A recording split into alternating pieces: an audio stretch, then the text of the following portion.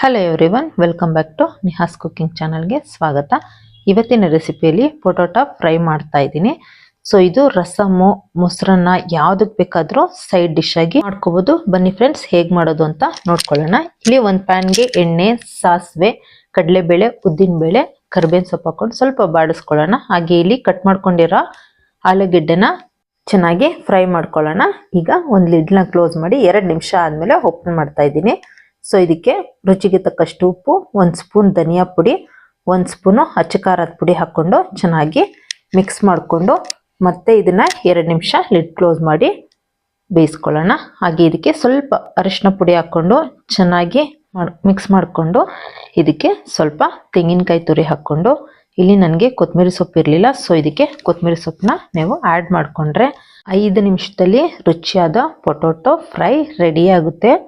So ಇದು ತುಂಬ ಅಂದರೆ ತುಂಬ ಈಸಿ ಇದೆ, ಸೈಡ್ ಡಿಶ್ ಆಗಿ ಮಾಡ್ಕೋಬೋದು ನೀವು. ಸೊ ಪ್ಲೀಸ್ ನನ್ನ ಚಾನಲ್ನ ಸಬ್ಸ್ಕ್ರೈಬ್ ಮಾಡ್ಕೊಳ್ಳಿ, ಲೈಕ್ ಮಾಡಿ, ಹಾಗೆ ನಿಮ್ಮ ಫ್ರೆಂಡ್ಸ್ಗೆಲ್ಲ ಶೇರ್ ಮಾಡಿ. ಮತ್ತೊಂದು ವಿಡಿಯೋದೊಂದಿಗೆ ಭೇಟಿ ಆಗ್ತೀನಿ. Thank you for watching.